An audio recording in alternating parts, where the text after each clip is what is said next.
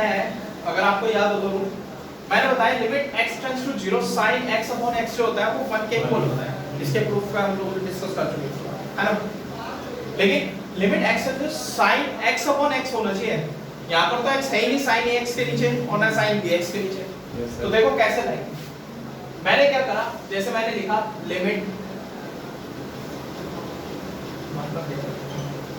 Limit x tends to 0 sin ax, मैंने denominator में इसके x से मल्टीप्लाई एंड x से डिवाइड करा और sin bx जहां था वो वही का सेम ही रखा। कोई डाउट नहीं में? हाँ ओके। अब हम लोगों ने लिमिट की प्रॉपर्टी हम लोग पहले पढ़ चुके हैं, याद हो तो मैंने प्रॉपर्टी बताई थी आपको क्या, कि कभी भी लिमिट x टेंड्स टू 0 आपके सामने fx और gx दो फंक्शंस आपके प्रोडक्ट में दे रखे हैं मल्टीप्लाई, तो आप क्या करते हो, property limit x tends to 0 दोनों के साथ चली जाती है, fx के साथ अलग जाएगी और gx के साथ अलग। Limit x tends to 0 gx। अब आया समझ? ठीक है, तो वही चीज मैं यहाँ पर करूंगा सेम। जो लिमिट x टेंड्स टू 0 वो पहले sin ax अपॉन x के साथ और limit x tends to 0 sin x upon में x अपॉन में sin dx के साथ जाएगी। तो मैंने क्या करा इसमें, जब मैं लिखने गया तो देखा limit x tends to 0 sin ax upon में x इनटू में limit x tends to 0 x upon में sin dx आ गया। ठीक है, limit x tends to 0 sin ax upon x into में limit x tends to 0 x upon में sin dx आ गया आपके सामने। तो आपको याद है अभी मैंने थोड़ी देर पहले बताया कि limit x tends to 0 sin ax upon x आ जाए तो उसको किसके इक्वल लिख सकते हैं, a के इक्वल, है ना। प्रूफ भी बताया कि कैसे बनता है, तो आपको डायरेक्टली आप इसको लिख सकते हो a के इक्वल आएगा। लेकिन मैंने आपको बताया limit x tends to 0 x upon sin x वाली कोई टर्म नहीं बताई मैंने आपको, हैं। अगर मेरे सामने ये चीज रेसिप्रोकल हो जाती है ना, उल्टा हो जाता है, तो वैल्यू मेरी 1 अपॉन में करके बनेगी। कैसे, मैं बता देता हूं इसके बारे में। मैंने क्या करा, ये जो x है इसको उठाकर मैं इधर लिख रहा नीचे 1 अपॉन में, ये आया sin bx अपॉन में x आया और लिमिट मेरे पास यहां पर रहेगी x टेंड्स टू 0। कोई डाउट नहीं है? अब आपको पता है limit x tends to 0 sin bx upon x किसके इक्वल होगा, बोलो। Limit x tends to 0 sin bx upon x किसके इक्वल होगा, b के। बिल्कुल ठीक। तो इट बिकम अपॉन में b था तो 1 upon b and the answer is complete is a upon b। आगे समझिए, ये जो x है ना, मैंने ये जो limit x tends to 0 sin ax upon x है, ये x से मैंने यहाँ डिवाइड किया और यहाँ मल्टीप्लाई, सो दैट ये कैंसिल आउट हो जाएगा, तो sin ax upon sin bx ही बचेगा। ठीक है, तो इसीलिए बताया sin ax अपॉन में sin bx। ठीक है,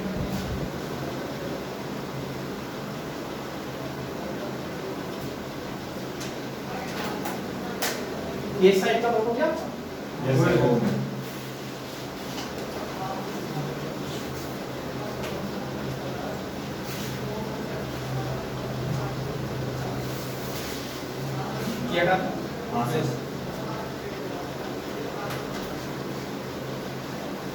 जैसा आपके सामने फॉर्म बताया मैंने, limit x tends to 0 tan x upon x equal to 1। हां, कुछ पूछना है? अब अगर मैं आपसे एक चीज और की बात कर लेते हैं, लिमिट x टेंड्स टू 0 मेरे पास आया 1 माइनस cos x अपॉन में x के इक्वल, तो वैल्यू होती है 0 के। इसके बारे में आपसे बात करना चाहूंगा पूरा कि भाई ये कैसे 0 बनता है मेरा। ठीक है, इसके बारे में इसके बारे में बताने से पहले मैं आपको ट्रिग्नोमेट्री की आइडेंटिटीज पे लेके चलता हूं जो आप लोगों को क्लियर नहीं होंगी शायद, क्योंकि आपको टर्म में नहीं आ रहा था चैप्टर, तो आप लोगों ने करा दिया।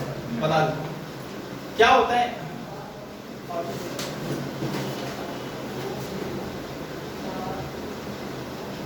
दो मिनट आप इतने जितना पेंडिंग है आप नोट करो।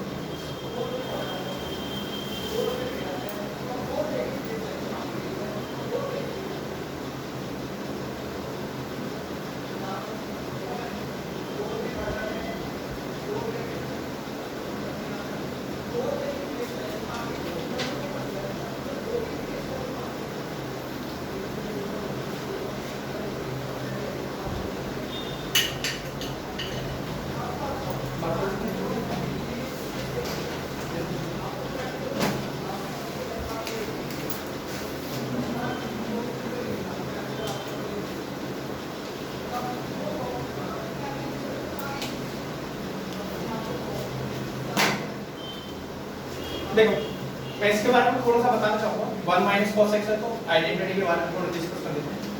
क्या होता है हमारे पास अगर कभी भी cos 2x आ जाए तो वो इक्वल टू होती है आइडेंटिटी हमारे पास क्या cos square x minus sin square x के इक्वल होती है। ठीक है, प्रीवियस क्लास में आपने सीखा है कि cos 2x आ जाए तो cos square x plus sin square x equal to कितना था 1 के ऊपर 10 क्लास। अच्छा हां ये ठीक है। अब हम बात करते हैं जैसे मैं इस cos 2x से कितनी आइडेंटिटीज में फॉर्म कर सकता हूं। जैसे सपोज मैंने cos 2x लिखा, मैं इन टर्म्स ऑफ cos में बात करता हूं तो it become the 2 cos square x minus 1 के इक्वल होगा। ठीक है, मैंने इस -1 को उठाकर मैं इधर शिफ्ट कर देता हूं लेफ्ट हैंड साइड में। ये -1 उठ के इधर आ गया तो ये बन गया आपके सामने 1 plus cos 2x and the it become the 2 cos square x। ठीक है, आपके सामने कभी फॉर्म कोई भी आ सकती है, जरूरी नहीं कि यही आए 1 plus cos 2x equal to 2 cos square x। आपको याद रखना है cos 2x is equal to the 2 cos square x minus 1 is also. ठीक है, नेक्स्ट पे जाता हूं मैं। अगर आपसे दूसरे में आइडेंटिटी की बात करता हूं cos 2x जैसे मैंने cos में बताया ऐसे मेरे पास sin भी है।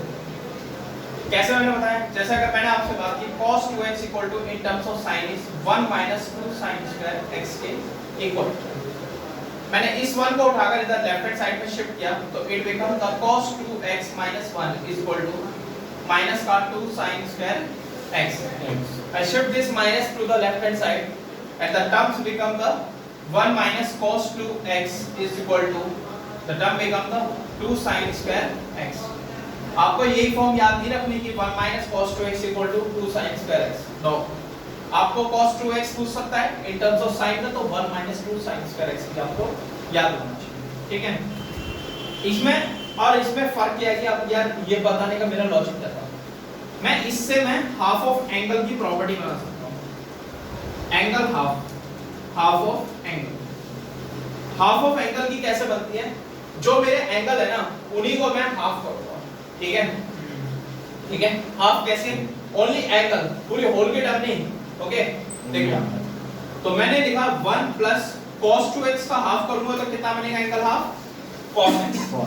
2 से डिवाइड करेंगे equal to 2 cos square x by 2 आ पढ़ आओ कितने में। हां, ऐसे मैंने 1 माइनस cos 2x को चेंज करा तो उसका एंगल हाफ बनाना चाहूंगा मैं इसका भी 1 माइनस cos, तो 1 माइनस cos x आएगा और इक्वल टू आएगा 2 sin स्क्वायर x by 2। याद रखना ये जो sin है ना इसका एंगल हाफ है, cos है उसका एंगल हाफ है। ऐसा मत कर देना ये 2 से 2 काट दो, ये 2 से 2 काट दो, ये गलत हो जाएगा। ठीक है, क्योंकि वो उसका थीटा है। ठीक है, और ट्रिग्नोमेट्रिक फंक्शन का थीटा कुछ भी हो सकता है। ऐसे ही cos 2x की जो आइडेंटिटीज है और भी होती है। ठीक है, इन टर्म्स ऑफ लास्ट जो बचती है आपकी tan की टर्म में बचती है तो उसके बारे में मुझे जरूरत नहीं है तो वो मैं डिस्कस नहीं करता। ठीक है, अब फिलहाल मैं अब आगे चलता हूं जो मुझे प्रूफ करना था क्वेश्चन में, जो मैंने आपसे पूछा है limit x tends to 0 1 minus cos x upon x equal to मैंने क्या बताया आपको 0 के इक्वल बताया है ना।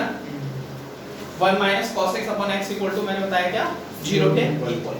देख लेते हैं मैंने क्या करा, जैसे मैंने लिखा लेफ्ट हैंड साइड सॉल्व करेंगे हम। Limit x tends to 0 1 minus cos x upon में x रखा। क्या कोई मुझे 1 माइनस cos x की आइडेंटिटी बताएगा क्या होती है? हां, 1 माइनस cos x की आइडेंटिटी क्या होती है? मैंने ये तो पूछा ही नहीं, ये तो प्रूव करके दूंगा 0 कितना आता है। 1 माइनस cos x नहीं 1 माइनस मेरा फोन क्या 1 माइनस cos x की आइडेंटिटी क्या होती है? अभी लिखवाई है बेटा आपके सामने, देखो ध्यान से। अच्छा 1 minus cos x equal to 2 sin square x upon 2 2 बताया है और अपॉन में x बताया है। लेकिन ये देखो 2 को बाहर आ गया मेरा, लेकिन लिमिट x टेंड्स टू 0 है। मैंने क्या करा, ये sin x upon 2 है और ये जो x है पूरे को होल के स्क्वायर में लिख दिया। लेकिन ऐसे तो लिख नहीं सकता मैं यार, क्योंकि x तो नीचे सिंगल लिखी है ऊपर 2 है, तो क्या चेंजेस करने पड़ेंगे मुझे?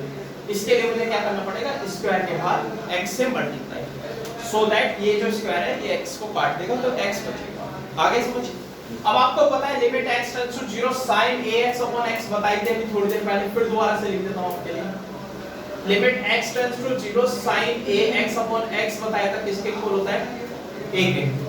तो यहाँ पर limit x tends to 0 sine, तो पहली बात तो आपको ये देखना पड़ेगा ये इसके साथ भी जाएगा और ये लिमिट इसके साथ भी जाएगी। अगर मैं इसको सॉल्व करके कुछ ले भी आता हूँ आंसर, सपोज 1/2 आएगा इसको सॉल्व करके, चलो मैं लिख ही देता हूँ। मैंने इसको सॉल्व करके आंसर आया 1/2 पे स्क्वायर आ गया, 1/2 आया और जो भी आंसर आएगा उस पे स्क्वायर लगा दिया। लेकिन जैसे मैंने limit x tends to 0 x में 0 पास करा तो आंसर हो गया 0, then the complete answer is 0। अब आया समझ या नहीं आया? Limit x tends to 0 1 minus cos x upon x equal to 0 क्यों हुआ? अब आगे समझ? हाँ आ गया? ठीक है, तो 22 तक के क्वेश्चन होमवर्क में आपके एक्सरसाइज के 13.1 के, उसके बाद मैं आपको फंक्शंस पे लेके चलूंगा। बहुत इंपॉर्टेंट कॉन्सेप्ट है, बहुत। अगर वो समझ में आता है तो समझना 12th की कॉन्टिन्यूटी आपको समझ में आती है, लिमिट्स एंड कॉन्टिन्यूटी समझ आ गया? क्वांटिटी